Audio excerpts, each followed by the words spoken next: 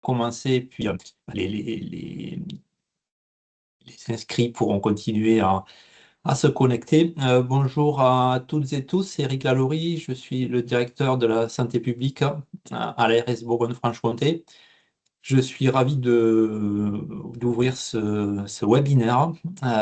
C'est un webinaire important pour nous, mais aussi tous ceux qui ont préparé ce temps d'échange et qui sont impliqués dans cette approche Une seule santé depuis maintenant quelques années, dans cette belle dynamique qui est lancée au niveau régional pour cette approche. Donc quelques mots introductifs, hein. Vous le savez maintenant, l'approche Une seule santé reconnaît les liens étroits entre la santé humaine, la santé animale, la santé environnementale. Et on sait également qu'il est largement démontré que les activités humaines ont un impact majeur sur les écosystèmes et sur la biodiversité. C'est pourquoi l'approche Une seule santé est essentielle. Cette manière de penser la santé plus globalement avec les interactions qui existent entre les différents milieux, les différentes espèces. Et donc, elle nous invite à considérer la santé comme, voilà, comme un bien commun qui dépend de la santé de tous les êtres vivants, mais aussi de la santé des milieux naturels. Et cette approche-là, je dirais qu'elle est, même si on fait déjà beaucoup de choses, il est important de la formaliser, de la penser réellement. Et cette approche Une seule santé le permet justement. Euh, Penser une seule santé, penser global, ça encourage, ça nécessite de collaborer entre les secteurs et les disciplines. Souvent, et on a pu mener tous collectivement des actions, mais peut-être chacun de notre côté. Et cette approche Une seule santé, ce travail qui est engagé, permet de travailler davantage en transversalité, en pluridisciplinarité et permettre cette approche plus globale et cette capacité à travailler ensemble et à penser les impacts à la fois sur la santé humaine, la santé des animaux, la santé de notre environnement. Donc c'est cette approche-là qui est développée depuis maintenant 3 ans constitue une priorité du projet régional de santé et une priorité également du plan régional santé-environnement de quatrième génération qui font de l'approche Une seule santé des axes de travail importants. Et c'est dans ce cadre-là, dans ces orientations, que la dynamique régionale en Bourgogne-Franche-Comté s'est développée, euh, avec pour objectif de sensibiliser dans un premier temps à cette approche, parce que c'est pas si évident que ça de s'approprier cette notion d'une seule santé, mais également donc dans un second temps d'outiller les acteurs pour pouvoir porter des projets, et puis également soutenir les projets portés par les acteurs. Donc je pense qu'aujourd'hui, on est déjà bien avancé. On a déjà un contexte et un terrain qui est plus mature. Et on est à la phase d'outiller les acteurs, les collectivités pour être en capacité de porter réellement des projets avec cette approche. Donc c'est l'objet de webinaire aujourd'hui. Vous voyez l'intitulé, hein, il est très porteur de sens. Pensée globale, agir local, outiller et accompagner les territoires pour des projets Une seule santé.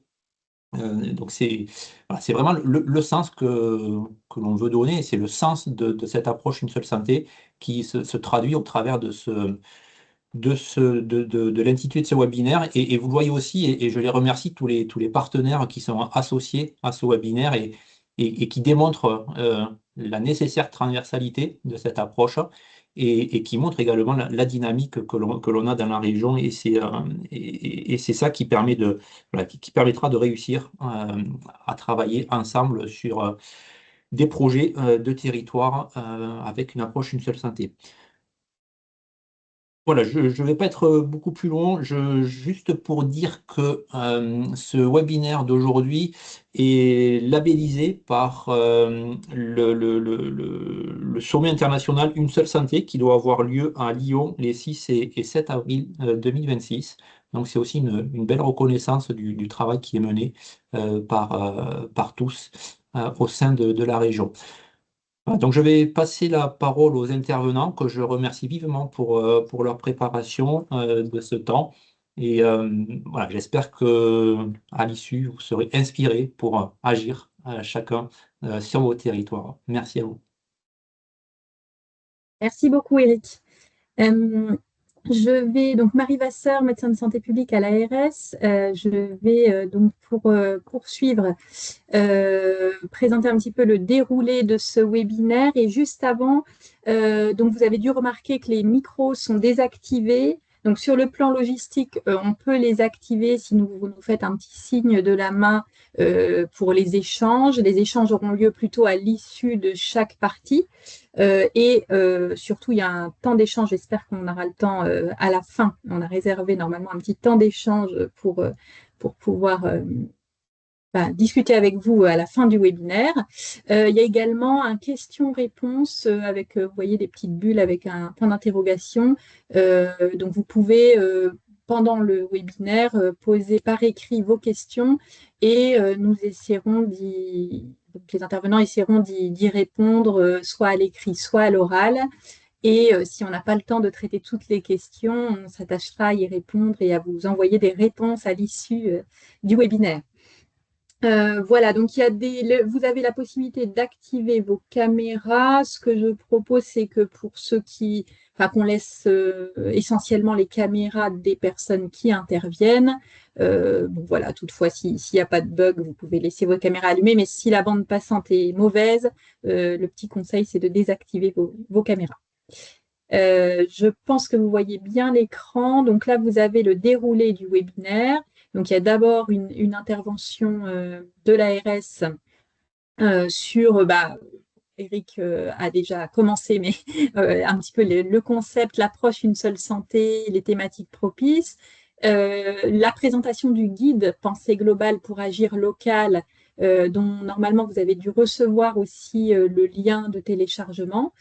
Et ensuite, une intervention d'un certain nombre de partenaires et d'acteurs de la région qui ont en fait co-construit avec l'ARS tout le guide et l'offre d'accompagnement associée. Pour finir, on terminera avec deux territoires, le Grand Besançon Métropole et la communauté de communes de Frasnes-Drugeon, qui illustreront l'approche avec des exemples de projets en cours sur leur territoire. Voilà, donc je propose qu'on commence concrètement. Donc effectivement, l'approche une seule santé part d'un constat assez simple, hein, que au cours du siècle dernier, on a connu des progrès considérables, que ce soit en termes d'espérance de vie, de qualité de vie humaine, grâce au progrès des sciences et des techniques, mais que dans le même temps, ces progrès se sont souvent accompagnés d'une pression croissante, hein, sur les écosystèmes. Et aujourd'hui, les enjeux de biodiversité, de changement climatique, l'émergence des zoonoses ou encore de la résistance aux antibiotiques et aux autres antimicrobiens, ou encore les problématiques de santé mentale, nous font prendre conscience qu'il est nécessaire d'aborder la santé avec une approche plus globale, plus systémique, plus coopérative que ce qu'on a pu le faire par le passé. Et c'est précisément ce que propose l'approche une seule santé et ce que proposent d'ailleurs aussi d'autres approches. C'est vrai que qui peuvent être complémentaires, hein, comme Planetary Health par exemple. Voilà, aujourd'hui on va parler d'une seule santé, puisque donc en tout cas au niveau de la région, c'est un petit peu cette approche qu'on a retenue, notamment dans le cadre du plan régional santé-environnement 4. Alors, la définition de l'approche, vous pouvez la retrouver, hein, je vous ai mis le petit QR code, puisque il y a une définition officielle qui a été apportée par le groupe OLEP, qui est un groupe d'experts de haut niveau. Ce qu'il faut retenir finalement, c'est qu'il y a plusieurs dimensions essentielles, plusieurs grands principes. Tout d'abord, Eric l'a évoqué, l'interdépendance entre la santé des humains, des animaux domestiques et sauvages, des plantes et tout le monde dans des écosystèmes partagés. Cette interdépendance, elle est complétée par la notion aussi d'équité entre les secteurs, c'est-à-dire qu'il ne s'agit pas seulement de protéger l'humain, mais aussi de rechercher des solutions qui soient finalement bénéfiques pour l'ensemble du vivant. L'approche suppose donc des collaborations, on en a parlé, entre les disciplines et les secteurs, et ce à tous les niveaux, que ce soit à l'échelle internationale, et à un niveau très, très local et quotidien. Et derrière l'approche Une seule santé, enfin, il est question aussi de durabilité, c'est-à-dire qu'on cherche des solutions pour le bien-être des populations actuelles, des vivants actuels, mais également des populations futures. Et voilà, donc une fois qu'on a dit cela, la vraie question de ce webinaire, c'est comment rendre cette approche vraiment concrète dans les territoires. Alors, l'approche Une seule santé repose, donc repose sur le concept qu'on vient de détailler, mais ce qui nous semble très important, c'est justement de ne pas rester au niveau du concept. Et pour les territoires, le plus utile, c'est souvent finalement de partir d'un enjeu qui est déjà bien identifié localement. Ça peut être l'alimentation, ça peut être la qualité de l'air, de l'eau, ça peut être l'urbanisme, la santé mentale ou encore la prévention des zoonoses. Et l'intérêt de l'approche Une seule santé, ça va être de travailler sur ces sujets un peu différemment. Donc, en décloisonnant des acteurs, en associant des acteurs qui ne sont pas forcément, qui n'étaient pas forcément au départ associés, en regardant aussi les effets que peut avoir l'action, le projet que l'on porte sur les différentes santé, et en essayant de rechercher des co-bénéfices pour l'ensemble des santé qui soient durables dans le temps. Et tout cela se traduit aussi par une meilleure articulation entre les dispositifs qui peuvent exister à l'échelle locale. Par exemple, on va essayer d'articuler davantage des actions du contrat local de santé avec le projet alimentaire territorial. Ça peut être par ce biais-là. Donc l'enjeu, c'est pas de créer une politique de plus, mais c'est bien d'enrichir l'existant avec une lecture plus systémique et plus coopérative des enjeux.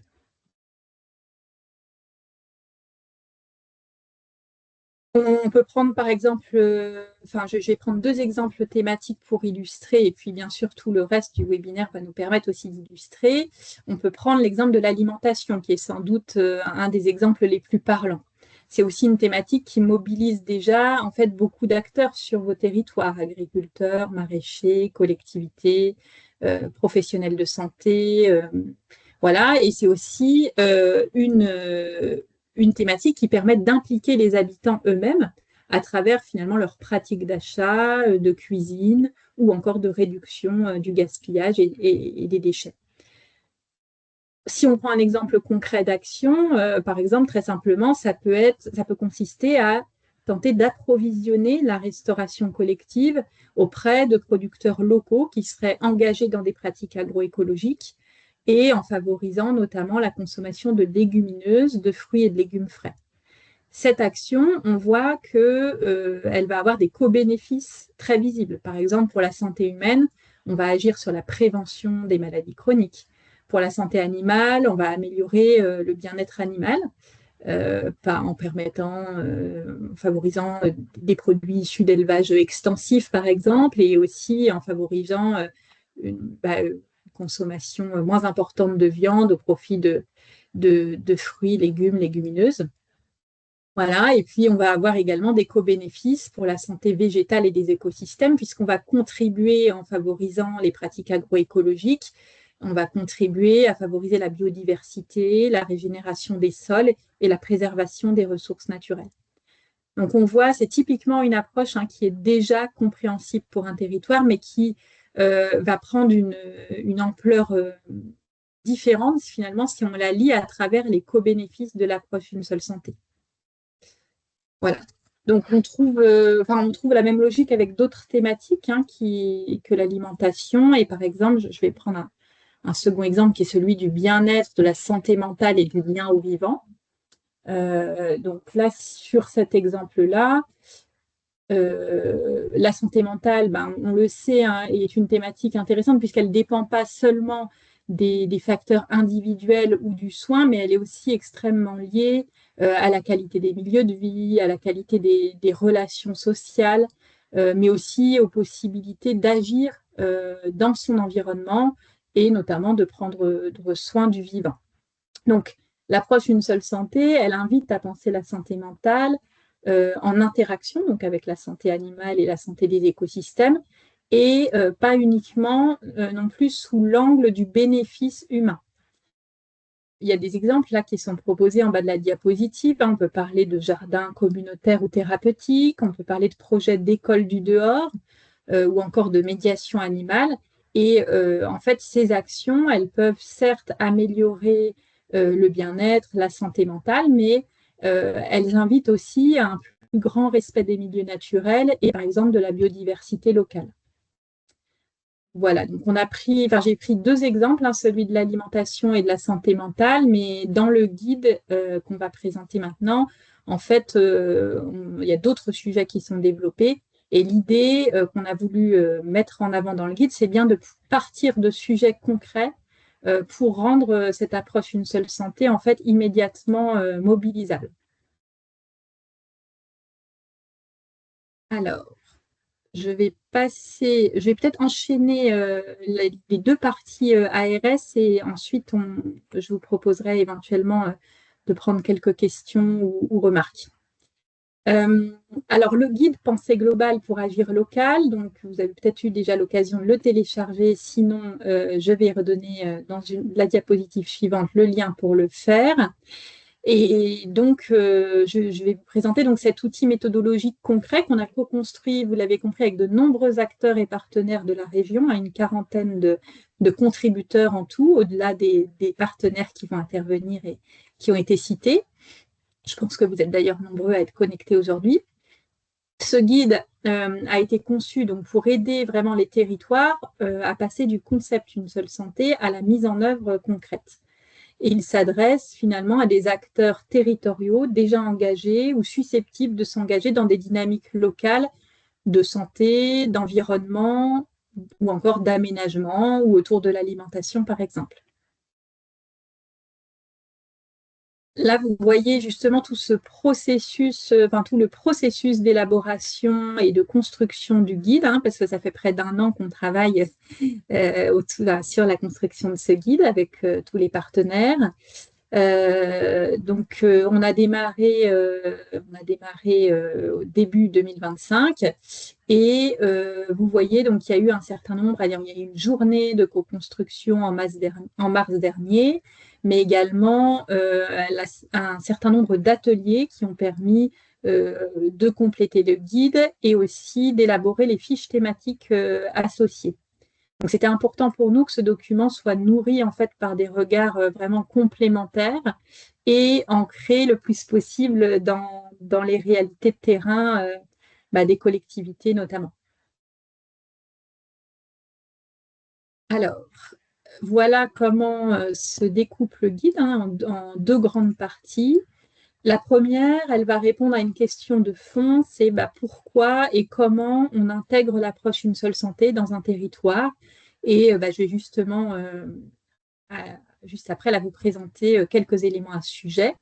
Et la seconde, elle rassemble des outils pour s'approprier la démarche, pour sensibiliser, pour analyser un projet collectif ou encore pour penser son évaluation. Et là, je vais laisser la parole ensuite à tous les partenaires qui sont présents et qui présenteront donc ces différents aspects auxquels ils ont contribué.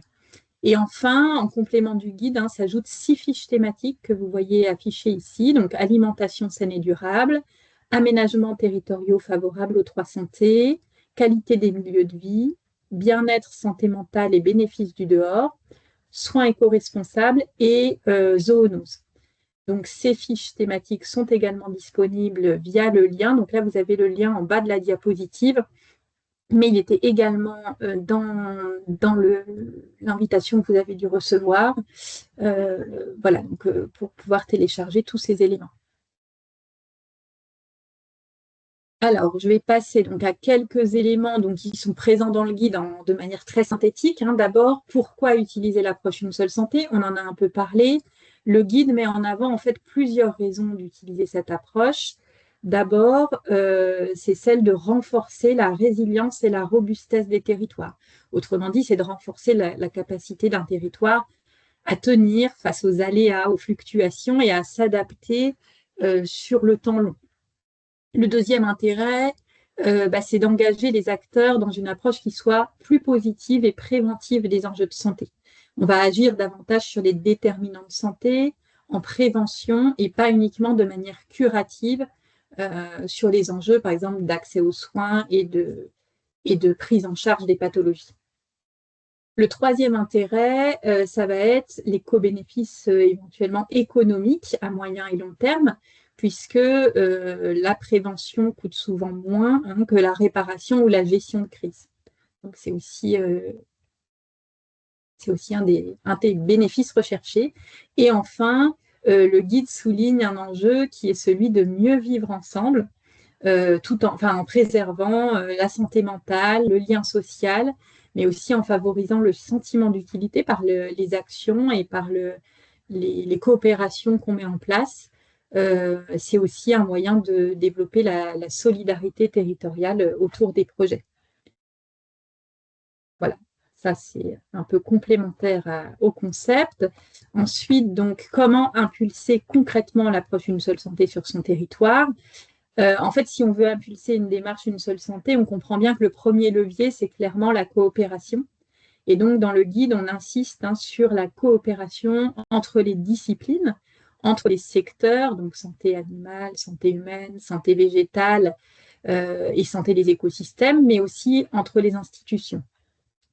Ça signifie d'associer, en fait, selon les sujets, les différentes santé, la santé animale, l'écologie, mais aussi l'agriculture, les sciences humaines et sociales, les collectivités, les services de l'État, l'éducation, les associations, les usagers, les citoyens, voire aussi des acteurs économiques du territoire. Et du coup, alors l'idée n'est pas d'avoir toujours tout le monde partout, tout le temps, mais c'est bien de se poser la question dès le départ. Finalement, quand on travaille sur un enjeu, c'est autour de moi qui va pouvoir venir enrichir le projet, ouvrir d'autres perspectives, permettre de viser des co-bénéfices qu'on n'avait pas forcément envisagés au départ.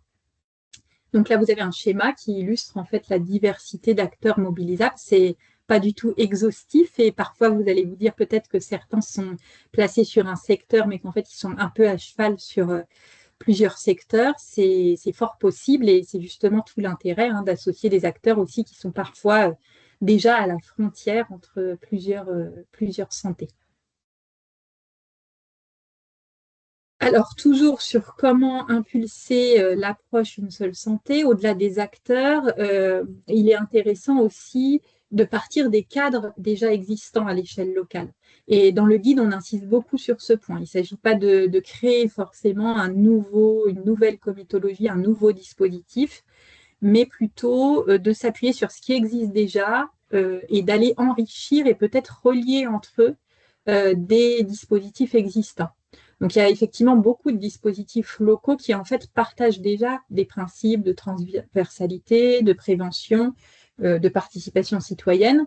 Et en fait, l'approche Une seule santé, elle va permettre justement de mieux articuler ces dispositifs et peut-être de faire émerger des synergies entre ces dispositifs pour amplifier des dynamiques locales existantes. Voilà, donc vous trouverez dans le guide et dans les fiches des portes d'entrée thématiques utilisables, je l'ai illustré un petit peu tout à l'heure, autour de 6 grandes thématiques. Et dans chaque fiche thématique complémentaire, en fait, c'est un dossier de 10-15 pages qui reprend les notions de base en lien avec la thématique, en quoi l'approche Une seule santé peut être utile, quelques repères opérationnels, mais surtout, on a essayé d'illustrer avec des exemples d'actions concrètes qui généralement sont issus d'exemples locaux de Bourgogne-Franche-Comté, mais aussi un travail sur la démarche d'évaluation, les indicateurs qui pourraient être mobilisés, les acteurs et les outils ressources sur ces thématiques. Donc là, juste pour finir, je vous montre un petit exemple issu de l'une des fiches, un exemple d'action, par exemple avec l'école du dehors. Donc là, vous voyez, en fait, chaque exemple, c'est pas tant pour détailler cet exemple, mais plus pour vous montrer comment on a essayé de construire les exemples. Donc, on détaille un petit peu en quoi consiste, par exemple, un projet d'école du dehors et l'accompagnement que propose le CPIE de Bourgogne, du Pays de Bourgogne sur cette action. Donc, il s'agit d'accompagner les enseignants dans la conception et la mise en œuvre de sorties régulières dans la nature, d'aller connecter des apprentissages au milieu naturel, de permettre aux élèves d'apprendre dans la nature, d'explorer, d'observer, d'agir, mais aussi de favoriser des moments de coopération, d'entraide, de construction aussi collective du savoir. Et on voit que ce type d'action va avoir un intérêt pour les différentes santé. Et voilà, parfois dans le guide, on a essayé de souligner, ben voilà, cette action, elle va à la fois avoir un intérêt pour la santé humaine, en améliorant le bien-être, l'attention, le développement de compétences psychosociales, l'activité physique régulière, mais aussi pour la santé animale, par une meilleure connaissance et un meilleur respect des espèces et des habitats à proximité de l'école et de l'environnement de vie, et également la santé des écosystèmes par une valorisation des milieux naturels locaux, par une compréhension concrète finalement des équilibres écologiques. Voilà, donc ça c'est qu'un exemple, hein, vous en retrouverez dans les différentes fiches. Voilà, donc ça c'était une présentation assez générale du guide. Et donc avant de passer la main à Promotion Santé pour vous présenter aussi plus concrètement toute la palette d'outils et de ressources qu'on a pu identifier à côté dans le guide, est-ce que vous avez des questions, des remarques sur cette première partie? Alors soit, plutôt par écrit ou en levant la main. Si... Donc, je ne vois pas de questions. Peut-être vous en aurez plus pour les intervenants suivants. Et donc, je vous propose de passer la main à Anne pour nous présenter cette palette d'outils et ressources. Donc, Anne, je te laisse prendre la main et n'hésite pas à me dire pour le passage des diapositives. Okay. Bonjour, je suis Anne Cideret, je suis responsable de l'activité documentaire à Promotion Bourgogne-Franche-Comté. Et je vais prendre quelques minutes pour vous parler un peu des outils et des ressources pédagogiques. Un outil ou une ressource pédagogique, c'est tout simplement un support qui est associé à une démarche et qui est élaboré dans le but d'accompagner un public à comprendre, à apprendre ou à travailler, à agir. En fait, un outil pédagogique va nous permettre de travailler sur les savoirs, c'est-à-dire les connaissances, les informations, les faits. Pour une seule santé, il s'agira par exemple de comprendre les interdépendances entre la santé humaine, la santé animale et les écosystèmes. Un outil pédagogique, ça va nous permettre aussi de travailler sur les savoir-faire, c'est-à-dire les compétences pratiques, les habiletés. Pour une seule santé, ce sera par exemple d'agir de façon cohérente sur toutes les échelles, observer, relier. Et enfin, un outil pédagogique, ça va nous permettre de travailler sur les savoir-être, les attitudes, les valeurs, la posture. Pour une seule santé, il s'agira par exemple de se sentir partie prenante du vivant. Et on peut passer à la diapositive suivante.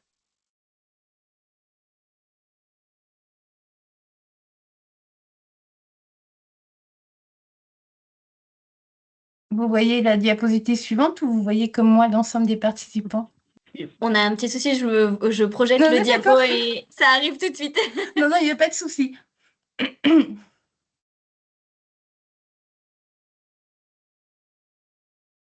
Donc, je fais un petit récapitulatif.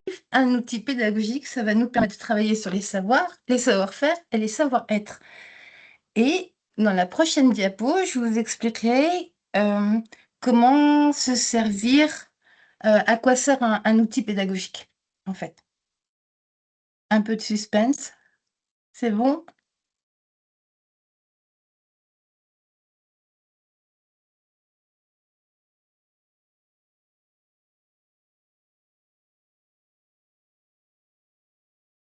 Voilà, c'est la diapo suivante, Constance. Voilà. C'est tout bon là? Oui, parfait. Super. L'utilisation d'un outil pédagogique dans le cadre d'une action ou d'une intervention, ça va nous permettre de rendre visible ce qui est complexe. Par exemple, l'approche une seule santé, est par nature systémique et donc un peu compliqué des fois à appréhender. Et donc, l'outil pédagogique va nous permettre de rendre visible de façon concrète et accessible les interdépendances entre la santé humaine, la santé animale et les écosystèmes. Un outil pédagogique va également nous servir à agir sur les 3 dimensions du changement. L'idée de fond, c'est que pour qu'il y ait changement de comportement, il faut agir en même temps sur 3 dimensions. En apportant des connaissances, ça c'est la condition de base, mais on sait tous que il suffit pas de savoir pour changer, sinon ça serait trop beau. Donc l'outil pédagogique va nous permettre aussi de travailler sur les attitudes. Là, c'est une dimension plus affective et émotionnelle. On va travailler sur les valeurs, sur les croyances, sur les représentations, sur les émotions que la personne attribue au changement. C'est par exemple pour une seule santé, prendre conscience que les pressions de l'homme sur les milieux affectent l'ensemble des espèces des vivants. Et un outil pédagogique va aussi permettre de renforcer des compétences, comme des savoir-faire pratiques, ou comme les fameuses compétences psychosociales, améliorer ou renforcer son estime de soi, la confiance, la capacité à demander de l'aide. Voilà. Un outil pédagogique, ça va aussi nous permettre de créer une expérience partagée et une culture commune. En fait, en groupe, un jeu, une carte mentale ou un photolangage va générer un vécu commun qui va favoriser des échanges, la discussion, la co-construction des savoirs et un sentiment d'efficacité partagée. On peut aller sur la dia suivante. Mais l'utilisation des outils pédagogiques dans une action ou une intervention doit être, si possible, à la fois attractive et ou ludique. Un outil permet d'acquérir des informations ou des compétences dans un contexte détendu et convivial. L'utilisation d'un outil pédagogique doit être, si possible, participative, c'est-à-dire que le public est acteur de son apprentissage et mobilise des capacités d'autonomie et de responsabilité. Et l'utilisation d'un outil pédagogique doit être, si possible, interactive. Il doit susciter l'échange et le débat et doit permettre d'instaurer une dynamique de groupe. Ça, c'est la partie visible de l'iceberg. Mais derrière l'utilisation d'un outil ou d'un support pédagogique, il y a de la planification stratégique, autrement dit, se poser la question de combien de temps doit durer l'animation, comment me procurer l'outil, est-ce qu'il faut du matériel annexe. L'utilisation d'un outil pédagogique nécessite aussi un temps d'appropriation pour connaître l'outil, comprendre les règles du jeu, manipuler l'outil le jour J. Un outil pédagogique, l'utilisation, elle doit se faire aussi en cohérence avec l'objectif de l'intervention et la démarche pédagogique. L'utilisation d'un outil pédagogique, c'est pas une fin en soi, mais elle doit accompagner une intervention. Et enfin, l'utilisation d'un outil pédagogique, on doit prendre en compte le contexte. En fait, est-ce que l'outil est adapté à mon public? Qu'est-ce que je dois prendre? Est-ce que je dois prendre des précautions pour utiliser l'outil? Est-ce qu'il y a des points de vigilance à avoir, notamment si l'outil, par exemple, suscite des émotions, il faut être en capacité à gérer un peu les émotions du groupe et à veiller à ce qu'il n'y ait pas ou que les débordements soient contrôlés. Et ça, cette partie cachée de l'iceberg, elle est vraiment importante, elle est vraiment chronophage. Et donc, si vous utilisez un outil pour une intervention autour d'une seule santé, il faut penser à intégrer aussi beaucoup de temps à la planification de ce projet. On peut aller à la dia suivante. En fait, dans le cadre de la démarche qui a été engagée par l'ARS Bourgogne-Franche-Comté, Promotion Santé a été mobilisée pour sélectionner des outils et des ressources sur une seule santé. Les critères de sélection, c'était, on trouve des outils sur une seule santé de manière générale. Mais il s'est avéré à l'époque, il y a un peu plus d'1 an, qu'il était difficile de trouver des outils pédagogiques traitant des 3 santés en même temps. Alors, on a un peu assoupli nos critères de sélection en décidant que les outils qu'on sélectionnerait mobiliseraient au moins 2 dimensions d'une seule santé, soit santé humaine et santé animale, soit santé humaine et écosystème. Enfin voilà, vous comprenez le principe. Et les outils qu'on voulait sélectionner devaient aussi se mobiliser autour des enjeux de l'alimentation, l'antibiorésistance ou l'écosystème des soins ou la qualité de l'air. Les outils sélectionnés devaient cibler des publics, des acteurs de terrain, des agents des collectivités ou plus généralement le grand public. Naturellement, ça devait être des outils qui étaient fiables, pertinents et valides. Fiable, ça veut dire que c'est des outils qui devaient être produits par des structures qui sont légitimes à travailler sur la thématique d'une seule santé et qui proposent des informations toujours d'actualité. Et enfin, le 4e critère de sélection des outils, c'était des critères de gratuité de l'outil ou d'accessibilité. Mais ça, c'est des critères au niveau des documentalistes. C'est un travail qu'on a engagé avec Laetitia Vassieux de Promotion Santé. On a consigné toutes ces références bibliographiques dans un catalogue d'outils qui s'intitule « Construire ensemble une boîte à outils pour sensibiliser au concept, une seule santé ». Il y a à peu près, pour l'instant, une 50aine de références. Et puis, dans une seconde étape, on a sollicité des professionnels lors de journées thématiques ou des journées de travail pour analyser ces ressources en partant du principe que ce sont les professionnels qui sont le plus à même pour qualifier ces outils. Pour ça, on s'est appuyé sur une grille d'analyse des critères de qualité des outils qui a été construit et validé par Santé publique France. Et au total, on a recueilli une 60aine d'analyses. On peut passer à la dia suivante. Et parmi ces outils, il y a Wagil. Wagil, c'est un outil qui a été réalisé par l'équipe Esprit de l'Université de Liège en Belgique. Wagil, en fait, c'est le nom du serpent arc-en-ciel de la mythologie aborigène qui est créateur des cours d'eau et protecteur des liens entre la terre, l'eau et la vie. Ça tombe bien.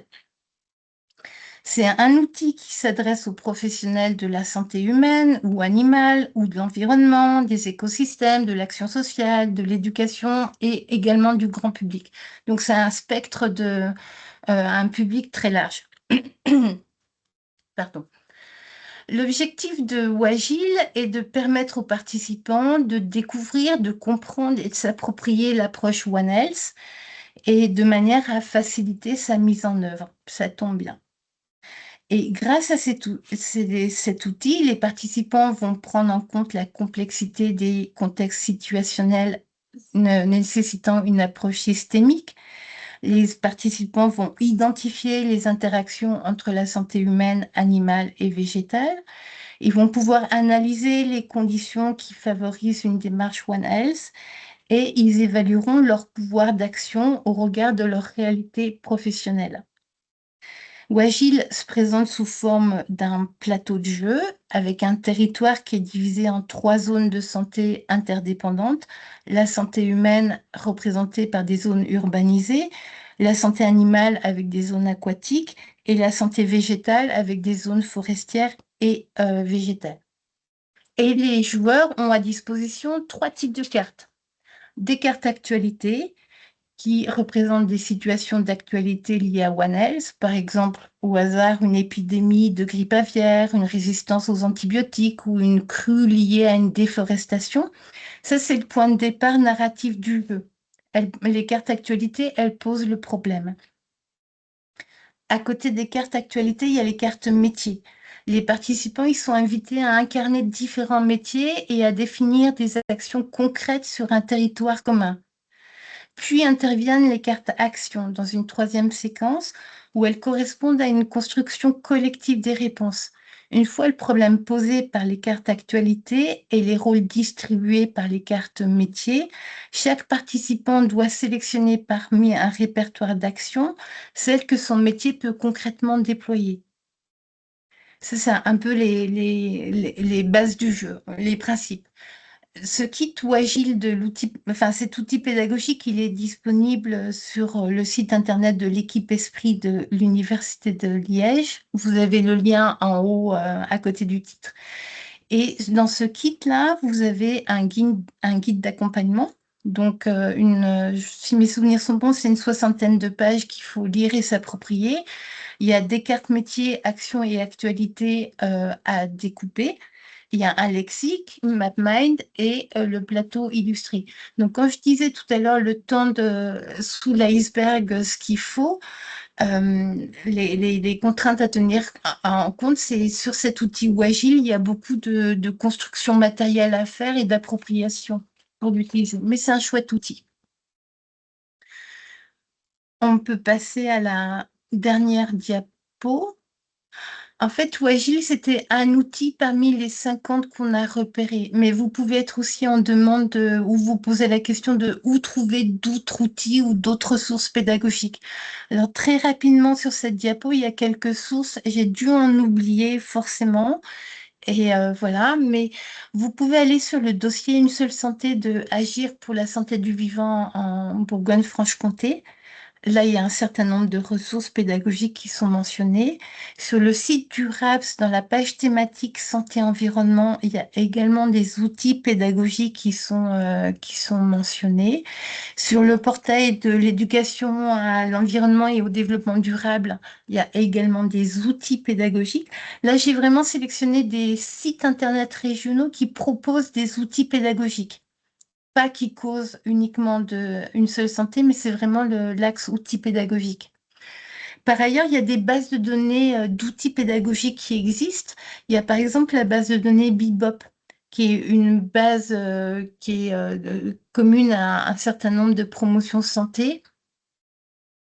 Et dans cette base-là, il y a tous les outils pédagogiques qui sont disponibles dans les antennes départementales de promotion santé. Donc, vous pouvez interroger cette base-là. Il y a une base de données que j'aime vraiment bien et qui est à mon goût remarquable. C'est une base de données belge qui s'appelle Santé en jeu. Vous pouvez y aller, c'est aussi interrogeable par thématique et dont environnement, santé environnement. Et puis enfin, il y a deux sources qui peuvent être intéressantes.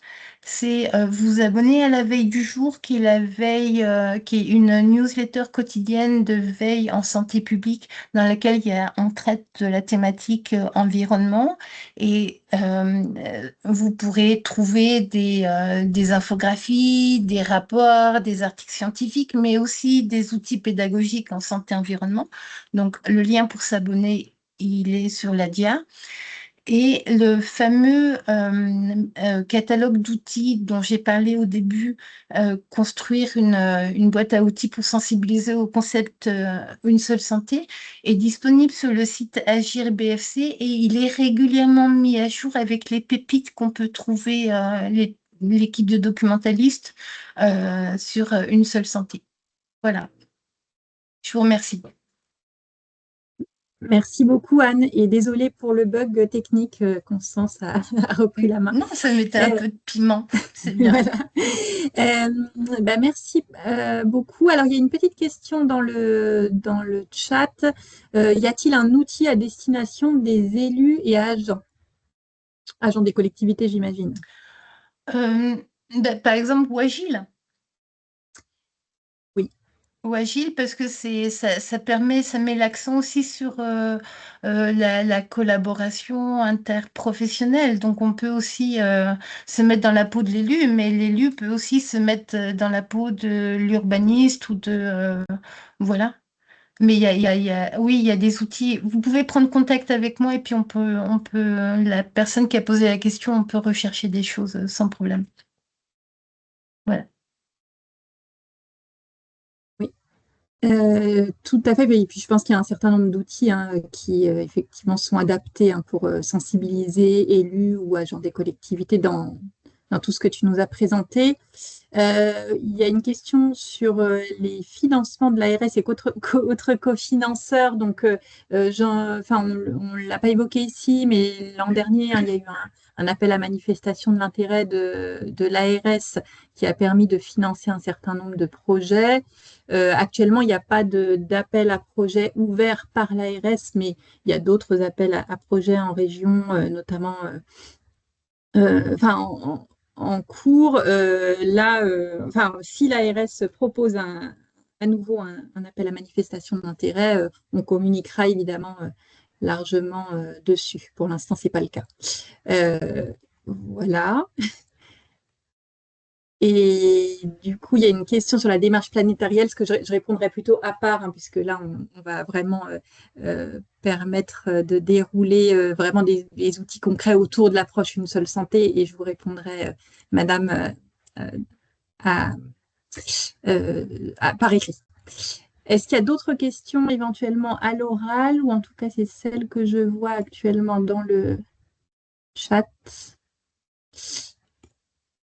Donc, on va pouvoir passer à la partie formation et accompagnement des porteurs de projets avec, dans un premier temps, une intervention du GREN et de Atmo BFC. On vous laisse la parole. Merci Marie. Bonjour à tous. Donc moi, c'est Aurélie Laurent. Je suis désolée, je suis un petit peu enrhumée. Je vais essayer de faire de mon mieux. Aurélie Laurent, donc je suis coordinatrice en éducation à la santé et environnement pour le GREN Bourgogne-Franche-Comté. Donc, juste rapidement, le GREN, c'est le groupe régional d'accompagnement et initiation à la nature et l'environnement. Donc, on rassemble en fait les professionnels de l'éducation à l'environnement dans un réseau, donc, pour monter des projets collectifs, etc. Voilà, très rapidement.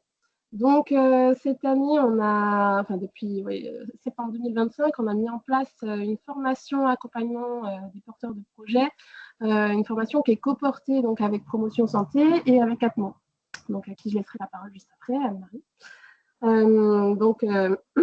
Cette formation a démarré en septembre et je vais vous en parler un petit peu plus. On peut passer à la diapo suivante.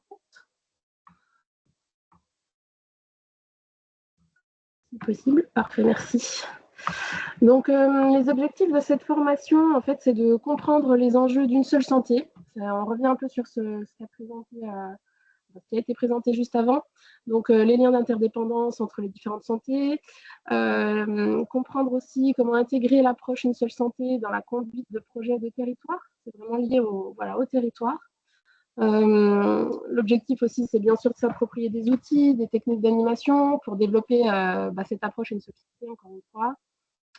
L'idée aussi très importante est de permettre de découvrir des projets concrets de qu'est-ce que c'est finalement Une seule santé, comment ça se montre, comment ça se fait dans les territoires, de mettre en lien, d'identifier des acteurs, ressources et des projets innovants, s'inspirer. Et puis donc, c'est d'être en capacité de construire et mettre en œuvre un projet, donc Une seule santé, encore une fois. Voilà. Je laisse la parole un petit peu à Anne-Marie. Oui, donc pour répondre un petit peu aux objectifs qu'Aurélie vient de présenter par rapport à la formation, l'équipe, du coup, on a mis en place des modalités adaptées par rapport à ça. Donc là, on est plutôt, on va dire, sur des formations au format d'intelligence collective, c'est-à-dire que tout le monde peut apporter, peut contribuer en partageant voilà, son regard, ses questions, ses retours d'expérience, et puis voilà, être vraiment co-constructeur de la formation finalement. Donc en termes d'organisation, en fait, on alterne à la fois des temps d'apport de connaissances et puis des travaux en sous-groupe sur des cas concrets qui sont souvent apportés d'ailleurs par les participants pour que ce soit le plus réaliste possible et puis qu'après, là, on puisse mettre vraiment en application sur les projets quand on rentre dans sa structure. On peut aussi faire des temps de travail en extérieur, donc c'est intéressant de tester un peu l'efficacité de ces méthodes-là parce qu'on se rend compte qu'en termes d'échange, d'éveil, de réflexion, c'est aussi enrichissant. Et l'idée, en fait, c'est vraiment que les méthodes qu'on utilise, elles permettent à la fois de traiter le sujet qu'on est en train de traiter, mais aussi d'apporter des éléments, de faire un petit peu un pas de côté, et puis surtout qu'elles puissent être reproductibles, c'est-à-dire que les personnes partent avec les connaissances qu'elles ont apprises dans l'exercice, mais aussi avec une méthode qu'elles pourront reproduire sur leur territoire. Donc en termes d'animation, on intervient souvent à deux, donc ça permet aussi de croiser les regards. On parlait tout à l'heure d'intersectorialité, ça permet vraiment de croiser ça, et puis aussi d'amener la connaissance de nos réseaux respectifs. Et en plus de l'équipe d'animation, on a aussi des intervenants qui viennent partager leur expertise vraiment sur des moments donnés, sur des sujets spécifiques. Donc, par exemple, l'ORS sur l'évaluation, elle parlera tout à l'heure, je crois. Et puis, on a également, et Aurélie en parlait, mais une visite de terrain. Et là, l'idée, c'est vraiment de permettre aux participants d'aller à la rencontre des porteurs de projets et puis d'échanger concrètement sur l'intégration de la démarche Une seule santé dans leur projet, les difficultés qu'ils ont pu rencontrer, les acteurs qu'ils ont mobilisés. Donc, c'est vraiment s'enrichir à partir de démarches les plus concrètes possibles. Voilà, donc c'est une formation aussi qui est Calliope, donc il peut être inscrite dans les plans de formation. Et puis Aurélie, je te laisse reprendre sur le contenu. Oui, merci. Oui, voilà, exactement. Donc après, le contenu, on a organisé ça en 3 modules, en fait. Donc avec un module socle qui dure 3 jours. Donc on a noté pour comprendre et s'inspirer. Donc l'idée, c'est que c'est un socle commun, finalement, relativement généraliste pour travailler sur l'appropriation du concept, avec des ateliers pratiques, des études de cas thématiques, par exemple sur l'alimentation, la santé mentale, l'écologie. Et c'est là aussi qu'on inclut les visites de projets sur le terrain. Et puis dans un deuxième temps, il y a le module projet donc, qui est là sur une journée pour vraiment tester des outils, des ateliers de mise en pratique et passer vraiment des notions plutôt individuelles à la mise en œuvre pratique et collective d'un projet sur le territoire. Et puis enfin, on termine avec un module accompagnement qu'on avait donc prévu 2 jours maximum, mais qui est modulable pour vraiment mettre en application, bénéficier d'un suivi, de l'accompagnement des projets et aussi des temps d'intelligence collective et de mise en réseau. Voilà, c'est un petit peu tout ça. Voilà, on peut passer, parfait. Pour conclure, en fait, au niveau des publics cibles, donc à qui s'adresse cette formation, donc l'idée c'est vraiment de s'adresser à des porteurs de projets d'intérêt collectif. C'est pas des projets individuels, mais bien des projets qui sont ancrés sur des territoires, et puis qui a au moins déjà une idée de projet, c'est-à-dire de pas arriver forcément avec la feuille totalement blanche, mais d'avoir déjà au moins une idée, même s'il n'est pas encore complètement structuré. Donc souvent, c'est des agents aussi de collectivité, donc on peut avoir des chargés de projet, contrat local de santé, projets alimentaires territoriaux, plan climat, ou même d'autres structures qui peuvent porter un peu ces projets transversaux en fait et collectifs. Voilà, et puis donc la première promo est en cours. Aurélie, je te laisse compléter. Oui, voilà, donc j'en parlais tout à l'heure, la promo 2025-2026 va se terminer là au mois de juin. Donc c'est des retours quand même très positifs. On avait un groupe de 10 personnes dans une plutôt bonne ambiance, avec vraiment un retour positif sur la visite de projet et puis le fait, voilà, le côté inspirant des projets qui ont pu être visités ou en tout cas mieux connus. Et puis aussi l'intérêt de se retrouver en groupe comme ça et partager les projets des uns et des autres et se nourrir les uns des autres était aussi bien bénéfique. Voilà, donc on prévoit aussi une prochaine session en automne 2026. Donc les dates ne sont pas encore définies, mais n'hésitez pas à me contacter si jamais ça vous intéresse. Comme ça, je pourrais vous les passer. Voilà. Et je crois que c'est tout pour nous. Merci beaucoup.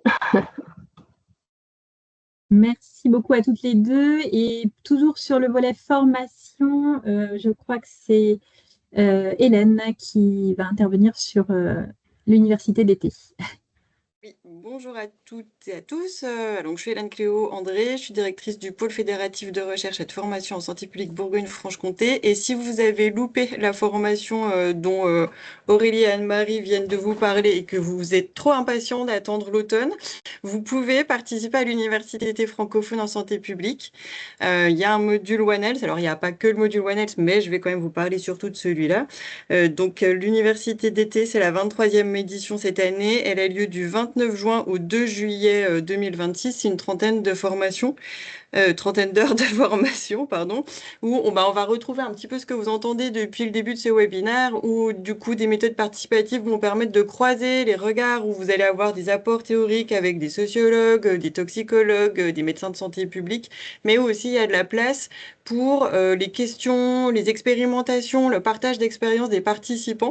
Donc c'est vraiment très participatif et dynamique. En plus, à l'université d'été, il y a quand même toujours une excellente ambiance et une très bonne humeur, ce qui favorise les apprentissages. Hein. Et voilà, cette année, les pilotes de ce module sont Amandine Berdeloup, Frédéric Moni et Patrick Giroudou. Et les inscriptions viennent d'ouvrir la semaine dernière. Donc pour l'instant, il y a encore de la place sur ce module. Voilà. J'ai fait court. Merci beaucoup, Hélène. Est-ce qu'il y a des questions sur le volet formation? Je n'en vois pas dans le chat.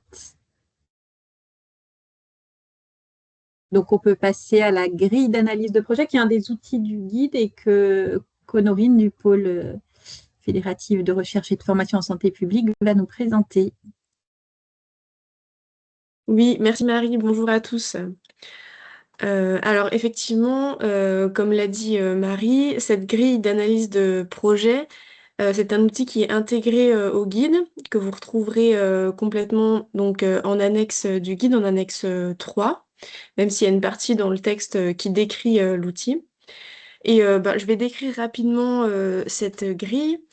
L'idée vraiment de cette grille, c'est de proposer un outil qui va vous permettre de décrire, de balayer un projet sous tous ses aspects pour essayer de prendre un petit peu de recul et de le regarder vraiment sous le prisme une seule santé. C'est un outil qui a été pensé pour être rempli de manière collective et être un support de réflexion du collectif autour du projet et pouvoir, en prenant du recul, vérifier voilà, un certain nombre d'éléments et notamment que toutes les parties concernées ont bien été impliquées dans le dit projet. Cette grille, elle se découpe en 4 parties. La première, elle va permettre de revoir le cadre, le contexte du projet, les objectifs, voilà, des éléments très généraux comme le périmètre géographique et puis les publics cibles. La deuxième partie, elle va permettre, quant à elle, plutôt de balayer les acteurs qui sont concernés et impliqués dans le projet. Et notamment, dans cette partie, on va pouvoir identifier si des acteurs n'ont pas encore été impliqués, mais pourront justement être inclus et développer justement des partenariats dans ce sens. La troisième partie du guide, elle va plutôt reposer sur l'évaluation des effets du projet sur les différentes santé. Donc sur la diapositive, vous avez une capture d'écran avec des échelles de couleurs. C'est cette partie-là dont je vous parle. Et donc pour chaque santé, on va venir évaluer les effets bénéfiques et néfastes sur les différentes santé et la balance donc qu'on peut retirer. La dernière partie de la grille, elle va quant à elle plutôt reposer sur les perspectives du projet et permettre d'identifier donc ces perspectives et les moyens d'action à mobiliser. Et ça va permettre vraiment de se projeter au-delà d'une action ponctuelle et de penser le projet plutôt dans la pérennité. Donc cette grille qui est donc, comme je vous le disais, un outil très collaboratif et qui va permettre de discuter avec tous les acteurs, de se mettre autour de la table. Vous avez également un guide de remplissage qui se trouve à la suite de cette grille et qui va vous permettre, en vous appuyant dessus, peut-être de le remplir plus facilement. Donc n'hésitez pas à aller regarder aussi le guide de remplissage si certains éléments vous posent question.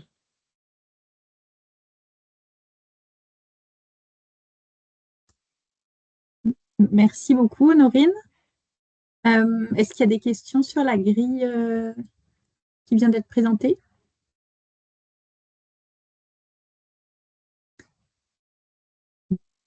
Eh bien, du coup, on va passer à la partie qui va être présentée par l'Observatoire régional de santé, par l'ORS Bourgogne-Franche-Comté, sur penser et mettre en œuvre l'évaluation d'un projet.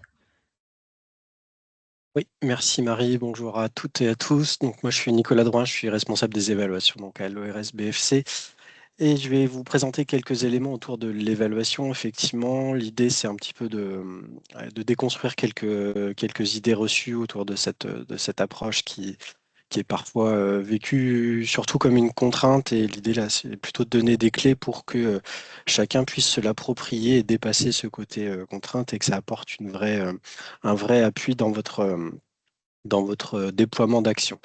Si on peut passer à la première slide, juste quelques éléments de définition autour de l'évaluation. Va falloir cliquer pas mal de fois successives. Ouais.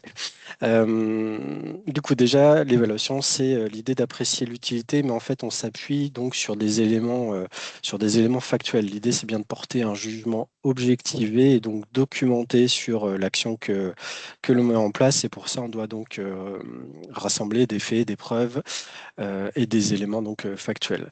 On s'intéresse non pas à la personne ou à la structure en tant que telle, mais on est bien sur l'évaluation d'une action. Et ça, c'est un élément important à prendre en compte, puisque voilà, on peut avoir parfois le sentiment que c'est nous-mêmes qui sommes jugés en tant que porteurs d'action. Non, c'est bien l'action en tant que telle que l'on regarde. on s'intéresse à l'évaluation du point de vue des effets que produit cette action, des conditions dans lesquelles sont produits ces effets. C'est-à-dire la capacité qu'a l'action ou pas à transformer les choses, à transformer, à faire évoluer finalement par rapport au point de départ. Et puis, un des éléments importants aussi de la démarche d'évaluation, c'est qu'on est dans une volonté d'aide à la décision. C'est-à-dire que ce que l'on produit, le jugement que l'on apporte, il est censé améliorer l'action ou permettre de capitaliser cette action, ce qui fonctionne bien. Donc, on doit comprendre comment ça marche, pourquoi ça marche, pour encore une fois apporter des éléments qui me permettent, en tant que porteur, de savoir ce que je dois faire à l'issue de cette action. Si on peut passer à la diapo suivante, oui, merci. Alors l'évaluation, c'est proche de certaines autres activités, type le diagnostic, le bilan, l'audit, mais ça a bien ses spécificités. Si je prends par exemple le bilan, on est dans un état des lieux assez factuel, mais il n'y a pas de réelle analyse critique. Une des spécificités de l'évaluation, en fait, c'est qu'on va produire de la connaissance sur une action, donc pour porter un jugement objectivé quant aux effets et au regard aussi des conditions dans lesquelles on met cette action en place. C'est ce qu'on appelle les moyens, c'est les moyens humains, c'est les moyens organisationnels, les moyens financiers, etc.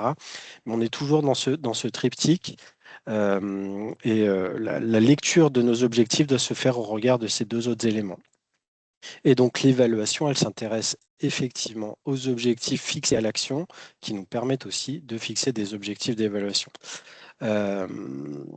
C'est une posture qui doit théoriquement se penser le plus tôt possible, idéalement dès le début du projet, parce que plus on pense tôt l'évaluation, plus on va pouvoir être en capacité de définir, d'orienter finalement les objectifs de notre action et donc les objectifs d'évaluation. On a souvent tendance à penser l'évaluation une fois que l'action se termine, parce qu'on la voit comme étant juste l'analyse de nos résultats. Or, on peut passer à côté de pas mal d'éléments quand on pense l'évaluation trop tard. On peut avoir des résultats qu'on n'arrive pas finalement à comprendre parce qu'on a oublié des indicateurs ou des données. Donc voilà, penser l'évaluation le plus tôt possible, ça nous aide à vraiment définir des objectifs qui soient clairs, qui soient bien définis, qui soient réalistes aussi. Je pense des objectifs réalistes, c'est ne pas se fixer des objectifs trop ambitieux ou sur lesquels finalement on sait que notre action n'aura qu'une part trop faible. Si par exemple on se donne un objectif d'améliorer la santé des personnes, ça peut paraître très bien dans l'absolu, mais on n'aura quasi aucune capacité à le démontrer de manière précise. Donc bien définir ses objectifs, bien les formuler, et puis aussi penser l'évaluation au début, ça nous aide à réfléchir à ce qu'on appelle la logique d'intervention, c'est-à-dire pourquoi je mettais cette action en place, comment je la pense, quelles sont les réalisations et qu'est-ce qu'elles doivent produire, et puis finalement comment tout ça s'articule. Donc ça peut être une sorte de logigramme, et penser tout ça va aider finalement à donner une dimension un peu plus concrète à l'action. Si on peut passer à la slide suivante, s'il vous plaît. Merci. Tout ça aussi pour vous dire que du coup, l'évaluation, c'est bien une démarche progressive qui ne se pense pas juste à un moment donné, mais tout au long de la démarche. Et c'est une succession d'étapes qui se complètent. Alors, la partie la plus importante, évidemment, c'est la partie où on va décrire, on va véritablement chercher à comprendre comment l'action se met en place, comment les choses se passent, comment je le fais, comment ça se produit, pourquoi, quels sont mes objectifs, est-ce qu'il fallait le faire, est-ce qu'on l'a bien fait, et puis qu'est-ce que ça produit, quel changement. Et là, il y a une distinction à faire entre les résultats, c'est-à-dire ce qui est directement rattaché à mon action, c'est un lien de causalité direct qui est souvent dans une temporalité assez courte. Et puis les impacts, c'est quelque chose qui dépasse mon action finalement. Ce sont des éléments de changement qui peuvent dépendre d'autres facteurs, parmi lesquels mon action a pu jouer, mais ce n'est pas le seul élément. Donc en tout cas, toute cette matière qu'on va récolter sur le terrain va nous permettre de porter ce jugement évaluatif et donc en gros d'identifier ce qui va bien, ce qui va moins bien. Et à partir de là, pour être dans une vraie logique d'aide à la décision, on doit s'appuyer sur toute cette matière pour élaborer un certain nombre de recommandations.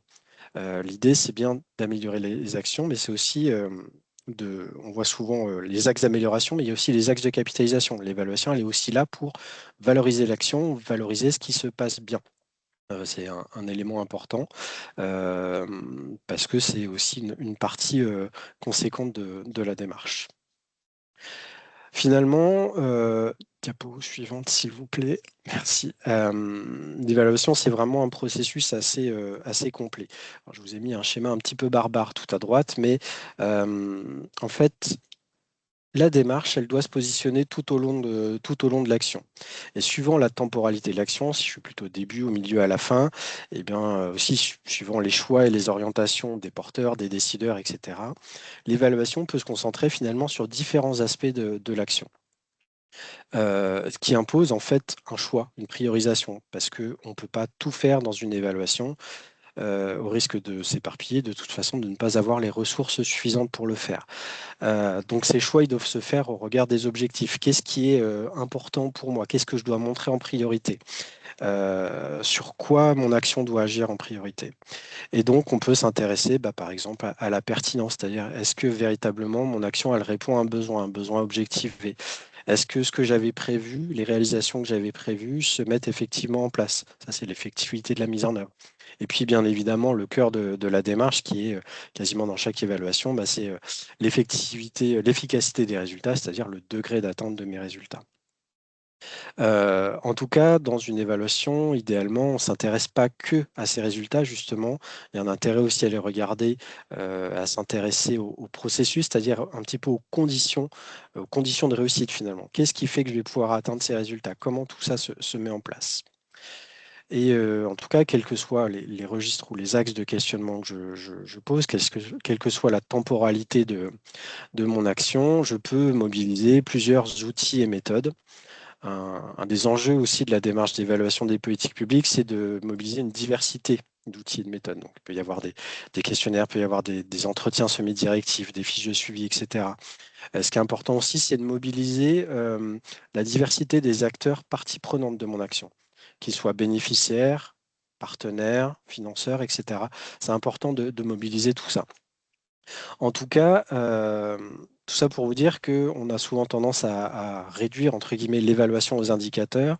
Les indicateurs, finalement, ne vont être, in fine, que la concrétisation de toute cette démarche. Étant entendu qu'on peut avoir des indicateurs, là aussi, à différents moments de l'action. Vous voyez à côté, là, la temporalité, on peut avoir des résultats intermédiaires, des indicateurs plus sur le processus, et puis des éléments plus finaux. En tout cas, ces indicateurs, ils doivent être aussi pensés, juste, je veux bien revenir un tout petit peu en arrière parce que c'est un élément important, vraiment en phase avec les objectifs de l'action et les objectifs de l'évaluation. Sinon, finalement, ils n'ont pas de sens. Je vais prendre un exemple un petit peu caricatural, mais admettons, je me rends compte que dans mon action, 38% finalement des personnes qui ont bénéficié de mon action ont moins de 30 ans. Ok. En soi, c'est juste un élément de bilan. Mais qu'est-ce que ça veut dire finalement de la qualité de mon action? Ça devient un indicateur d'évaluation si je m'étais fixé comme objectif de toucher un certain public. Si j'avais mis, par exemple, un objectif cible de toucher telle part de moins de 30 ans. Là, ça devient un indicateur d'éval. Mais après, ce qui est aussi intéressant dans la démarche d'évaluation, c'est d'aller comprendre finalement dans quelle mesure mon action, ce que j'ai mis en place a participé directement à atteindre ce résultat. Et c'est là où on voit que l'évaluation est aussi une démarche compréhensive qui doit m'amener des éléments de compréhension par rapport à ce résultat. Est-ce que je peux toujours l'avoir? Dans quelle mesure j'ai eu? Qu'est-ce que j'ai fait qui m'a permis d'avoir ce résultat, etc., etc. J'en passe du coup à la dernière slide avec donc quelques points clés.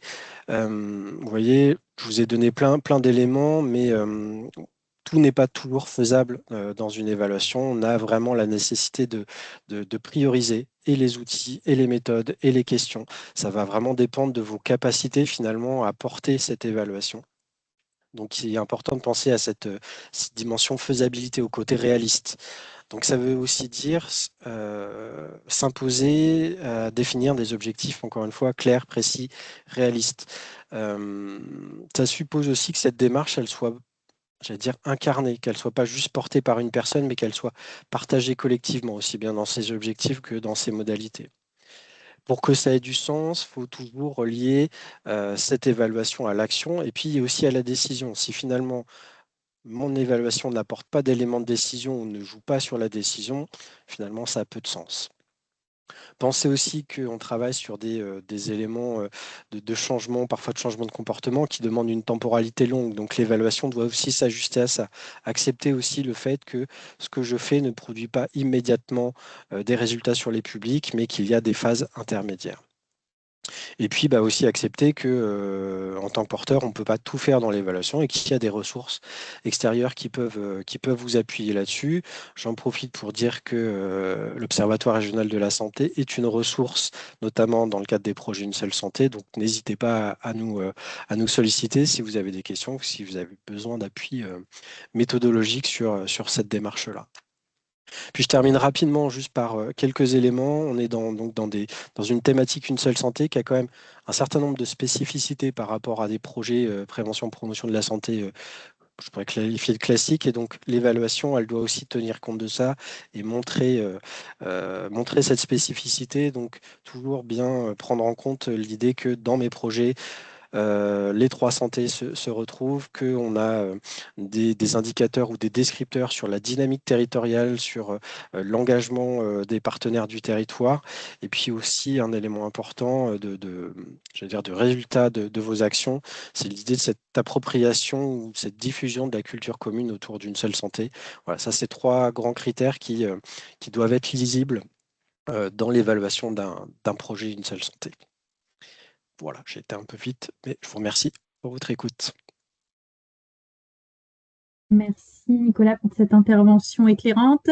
Je suis désolée, tout à l'heure j'ai dit qu'il n'y avait pas de questions, il y en avait quelques-unes auxquelles j'ai tenté, et on est plusieurs à avoir tenté de répondre dans les questions-réponses, notamment sur comment les CPTS peuvent s'emparer du projet, les contacts, promotion santé, tout ça. Et donc, comme il nous reste assez peu de temps et que je ne vois pas d'autres questions, je vous propose de passer aux exemples de projets inspirants. Tout d'abord avec Johan Martin du Grand Besançon Métropole. Johan, on te laisse. Merci beaucoup Marie. Bonjour à toutes et tous, je suis Johan Martin, je suis chargé de mission Une seule santé au sein du contrat local de santé du Grand Besançon et de la ville de Besançon. Et je vais vous parler d'antibiorésistance avec la première diapo. Pour vous dire que déjà, je m'exprime au nom d'un groupe sur Besançon qui a fortement contribué à ce que ce projet aboutisse. Puisque vous le voyez, on a la capacité, la CPTS capacité, on a le centre régional antibiorésistance, on a le GRAIN, promotion santé, l'université, Marie-Louis Pasteur, l'ordre des vétérinaires, et avec le soutien de l'ARS, on a proposé une approche multipartenariale sur le territoire avec un objectif, c'est de favoriser une information locale et claire sur le sujet de l'antibiorésistance, qui est un sujet de plus en plus invasif et très embêtant au point de vue de la santé publique. Sur les diapos d'après, on voit que la thématique d'importance, c'est que c'est une pandémie silencieuse qui tue chaque année 1,3 million de personnes dans le monde, et que ces bactéries, elles ne connaissent aucune frontière.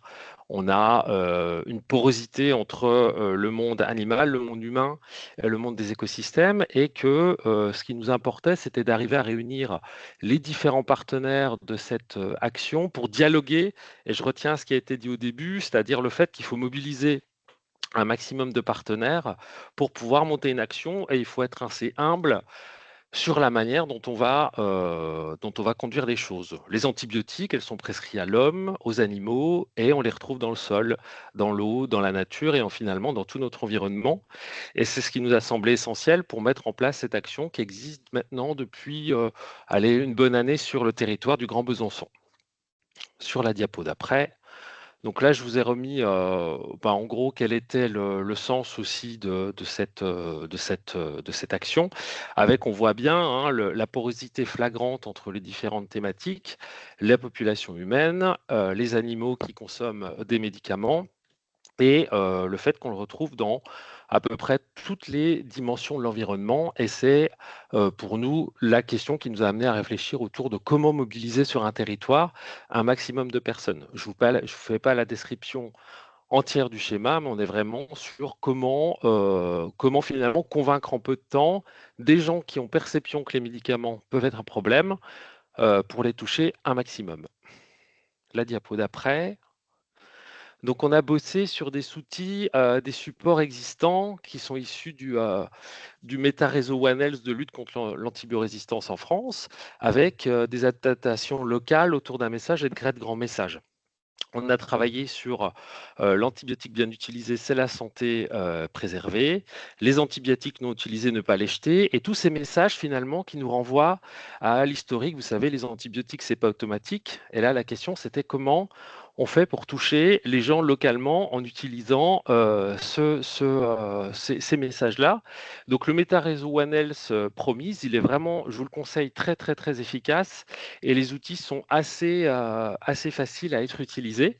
Et d'ailleurs, cet après-midi, dans le cadre du One Health Summit, il y a aussi un webinaire organisé par Promise qui va mettre en avant cette action. Donc ça, c'est des outils qu'on a travaillé pendant 4-5 mois et qui nous ont permis d'être le plus adaptés possible et surtout de toucher un maximum de personnes. On a notamment réalisé des enquêtes terrain. Vous voyez, il y a un chien sur le côté de l'image.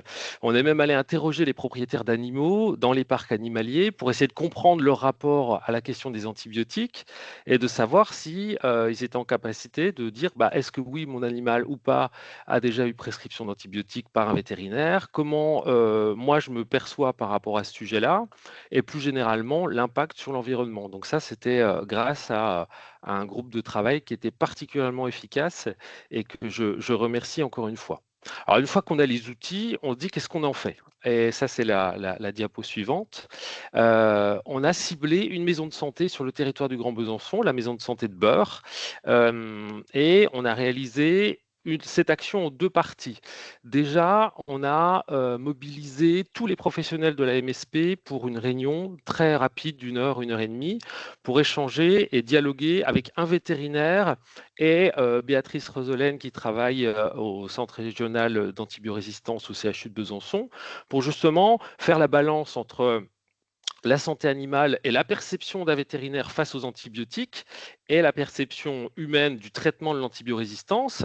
Et là où c'était particulièrement intéressant, c'est que tous les professionnels de santé qui étaient présents à la MSP, qui au début, quand on parle à un kiné, à un podologue, à un médecin généraliste, n'ont pas forcément le même rapport et la même implication sur la question du traitement médicamenteux et de la prescription.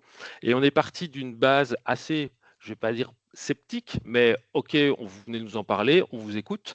Et en fait, on s'est rendu compte que ce dialogue-là et la découverte du monde animal permettaient d'ouvrir les yeux sur quelque chose qui est juste à côté de chez nous, mais qui dans le quotidien ne permet jamais vraiment de le voir directement. Donc on a fait ça au mois de janvier, puis 15 jours après, une journée à la MSP avec 3 stands, restait très scolaire, j'ai envie de dire, sur la santé humaine, animale et environnementale.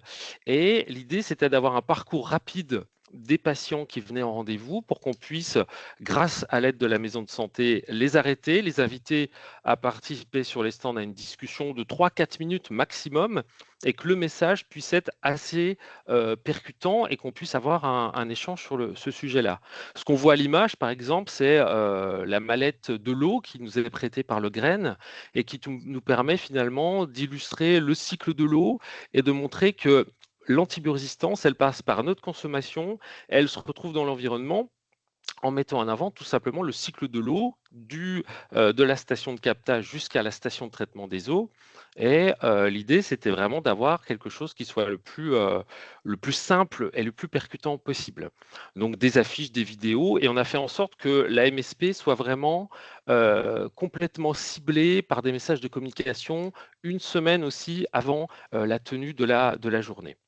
Sur la diapositive suivante. Merci. Bon, là, en image, tout simplement, on voit ici les supports vidéo diffusés. Et puis, on a eu la chance aussi d'avoir un doctorant en médecine générale que vous voyez à l'image, Guillaume, qui travaille sur les antibiotiques et l'antibiorésistance et qui était aussi un facilitateur sur ce sujet-là parce que travaillant à la maison de santé. Et en fait, c'est vrai que le fait de connaître les patients qui se présentaient à nous, ça nous a évité d'être dans une démarche de leur sauter dessus et de les alpaguer. On voit aussi en dessous Muriel Janin qui est vétérinaire, et le fait d'avoir tous ces professionnels concentrés au même endroit et qui diffusent le même message, on voit la percussion que ça a opéré chez les usagers de la maison de santé. Sur la diapositive suivante, on a, donc ça c'est de l'autre côté de la maison de santé, en fait, vous avez la station de traitement des eaux du Grand Besançon, qui s'appelle Port d'Ouveau, et il nous a semblé efficace et intéressant de proposer aux usagers de la maison de santé de pouvoir, une semaine après la maison de santé, pouvoir venir visiter cette station de traitement des eaux pour les acculturer au fait que la pollution de l'eau et le traitement des eaux, il était multifactoriel et qu'il y avait forcément des professionnels derrière qui étaient amenés à réfléchir sur la pollution aux médicaments. J'apporte une limite sur le fait que aujourd'hui, les stations de traitement des eaux ne sont pas en capacité d'analyser ou en tout cas de traiter la question des médicaments parce que techniquement, ce n'est pas encore possible. Il a fallu pour nous, au niveau de Grand Besançon Métropole aussi, convaincre des collègues qui travaillent sur le sujet d'accepter de venir en parler et de présenter comment aujourd'hui une station est faite pour que les gens puissent aussi avoir une pleine conscience des problèmes qui pouvaient être sur des rejets dans les nappes phréatiques et dans les cours d'eau. Donc on a eu une vingtaine de participants, principalement des habitants de Beurre qui étaient de l'autre côté du Doubs et qui ont pu nous dire, moi ça fait 40 ans que j'habite là, je n'ai jamais visité cette station. Et le corréler une visite avec la question des médicaments, ça fait progresser aussi le sujet dans l'esprit des personnes. Et puis sur la dernière diapo, parce que j'arrive au bout du temps de parole, l'idée c'est de continuer ce dynamisme sur Besançon et de développer ce programme dans d'autres lieux. Et on va notamment investir le 22 avril la MJC de Palante, la Maison des Jeunes et de la Culture, sur une journée exactement de la même manière, dupliquée vers un public familial qui va dans un centre de loisirs avec les parents pour aller sur une discussion de la prescription et avec les mêmes acteurs et les mêmes intervenants pour que justement on puisse aller sur une multipartenarialité dans tous les champs de la ville et de l'agglomération. Et je remercie encore une fois tous les partenaires sur ce projet. Et je note, Nicolas, qu'il nous faut maintenant nous attaquer à la phase de l'évaluation.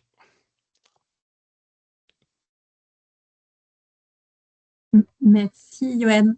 On va terminer, les quelques minutes qui nous restent sont consacrées à un autre projet avec Pauline Billet sur un autre territoire plus rural. Bonjour à tous. Est-ce que c'est possible d'activer le micro de Déborah Boyau, s'il vous plaît, qui est notre coordinatrice de la maison de santé? On va témoigner à deux si ça ne vous dérange pas. C'est tout bon, je peux y aller.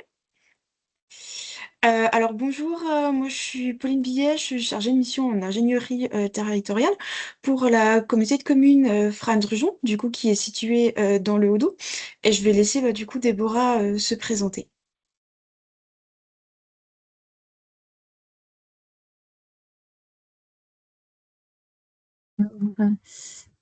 Je crois que le micro de Déborah ne doit pas être activé. Je regarde, excusez-moi.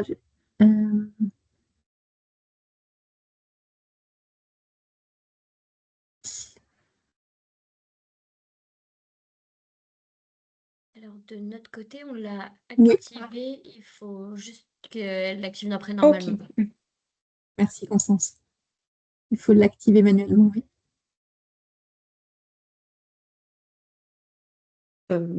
Écoutez, sinon je vais faire la présentation toute seule, sinon si... Ok, Déborah a l'air d'être d'accord.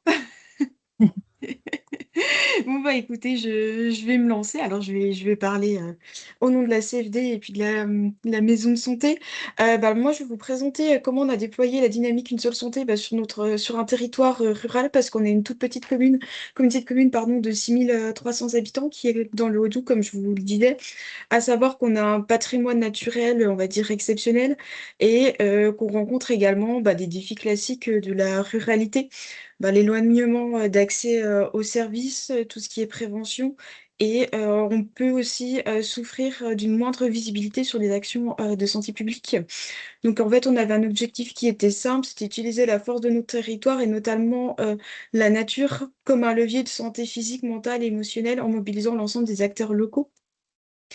Donc, comme je le disais préalablement, on a des zones humides classées Natura 2000 avec un patrimoine écologique unique. Donc, il y a les tourbières de Frasnes, il y a le lac de Boubran, on a le parcours karst.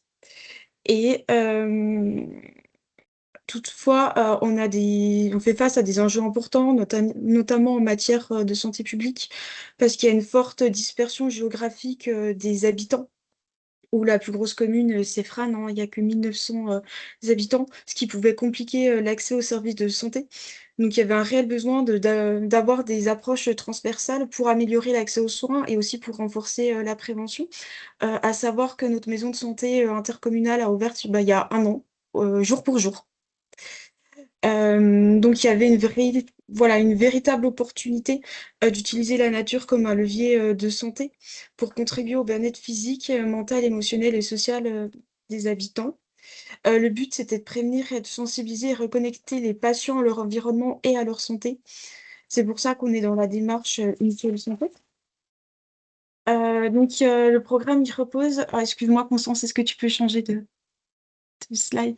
Merci. Le programme, il repose sur un pilotage partagé entre la communauté de communes et la maison de santé interdisciplinaire, intercommunale de Frasnes. Pour la maison de santé, on va dire, beaucoup de professionnels de santé, ce qui est une grande richesse. On a 4 médecins généralistes, 3 kinés, après on a sage-femme, des infirmières libérales, psychomotriciennes, orthophonistes et ainsi de suite. Et on a également lancé une consultation à l'automne dernier, donc on travaille avec un prestataire qui est l'association Tito et Alba, et également avec Aurore Blanquet qui est basée sur Ornans. Et on travaille beaucoup en collaboration avec les établissements scolaires du territoire, le but étant d'avoir une approche toujours une seule santé. Et on a eu la chance d'être accompagnés par le GREN, par Promotion Santé et par l'ORS pour nous accompagner dans la démarche. Donc je vais vous présenter du coup notre programme. Est-ce qu'on peut changer de slide? Oh, merci beaucoup. Alors on a dans un premier temps un volet grand public. Donc sur ce volet grand public, on a la mise en place d'un programme environnemental pour vivre des expériences immersives en nature. Donc il y a 3 lieux qui ont été identifiés sur le territoire de la communauté de communes. Donc vous avez la réserve naturelle des tourbières de Frasnes, le lac de Bouvran et le parcours karst. Donc là, on travaille en collaboration avec les professionnels de santé de la maison de santé pour mettre en place en fait des activités, donc par exemple des balades sensorielles. Donc ça, le but c'est qu'on puisse mettre en place des demi-journées thématiques fin septembre pour tester en fait à grande échelle pour voir si ça fonctionne ou pas les différentes activités qu'on souhaite proposer au grand public. Il y aura également une roue des émotions pour relier les émotions et les effets avec le contact de la nature. Une soirée projection du film Natura et également des sorties en vélo électrique, à savoir qu'on a une flotte en fait de vélos électriques qui appartient à la communauté de communes. Et du coup, je vais passer sur le volet scolaire. Donc là, on travaille aussi avec la participation des enseignants. Donc, il y a un programme pédagogique, La santé, c'est dans ma nature, qui est actuellement mis en place dans 3 des 4 écoles du territoire. Donc, ça concerne principalement des classes de cycle 3 et on a une classe de cycle 2 qui participe. Donc, on verra la différence s'il y a des effets différents entre les classes de cycle 2 et cycle 3. Au mois de juin, à la fin de ces 5 séances, il y aura une projection débat du film La forêt, c'est la classe. Et on souhaite proposer également le jeu pédagogique Toute une santé, mais là on est sur un profil de fin de collège, parce que c'est un jeu qui se propose pour des enfants de plus de 14 ans. Et le but, c'est vraiment de développer une éducation à la santé, à l'environnement et de favoriser le lien avec le vivant et sensibiliser au bon comportement dès l'enfance, à savoir que les directeurs d'école et les enseignants ont vraiment apprécié qu'on les sollicite pour la mise en place de ce programme scolaire. Et on a fait pour l'instant les premières séances dans 3 classes sur 4. Donc ce qui était bien, c'est qu'on a eu différents temps. Donc nous, on a encore de la neige. Donc ce qui a permis aux enfants de vraiment profiter. Et on a des très très bons retours en fait sur cette première séance. Et du coup, on va passer à la dernière slide. Et bah, du coup, ce que je peux dire en synthèse finale, c'est qu'on essaye de s'adapter pleinement à la ruralité en articulant la prévention, l'éducation et l'immersion en nature, et aussi la cohésion territoriale en travaillant en synergie avec tous les acteurs du territoire. Et on est sur plusieurs piliers complémentaires, donc la prévention, l'éducation, l'immersion dans la nature. Et on peut dire qu'on est sur une approche globale, innovante et profondément ancrée dans l'identité environnementale du territoire. Cela peut prouver en fait qu'un territoire rural peut être un véritable terrain d'innovation en santé et une approche qui pourrait être reproduite dans d'autres territoires selon les besoins. Et en fait, on se tient à disposition des autres territoires s'il y a des questions ou s'ils veulent venir sur notre territoire, volontiers. Merci, merci à tous. Merci beaucoup, Pauline, et désolée pour le problème de micro. Il n'y a pas de problème. Eh bien, merci à tous. Je ne vois plus spécialement de questions. Si certains, enfin, on a dépassé de 3 minutes, mais c'était intéressant d'avoir ces 2 belles illustrations. Je ne vois pas de réaction. En tout cas, merci à tous d'avoir suivi ce webinaire et à tous les intervenants, évidemment, voilà. Donc, le webinaire, si tout marche bien, devrait être disponible en replay pour si vous avez des collègues qui ne pouvaient pas assister. Et donc, on va vous envoyer le lien dès lors qu'on aura pu rendre accessible ce replay. Et surtout, voilà, le guide, les fiches sont accessibles via le lien qu'on vous a transmis sur le site de l'ARS, mais aussi sur le site Agir pour la santé du vivant en Bourgogne-Franche-Comté, qui est notre site ressources en santé environnement. Un grand merci à tous et bon appétit, bonne fin de journée. Merci. Bonne journée à tous. Au revoir.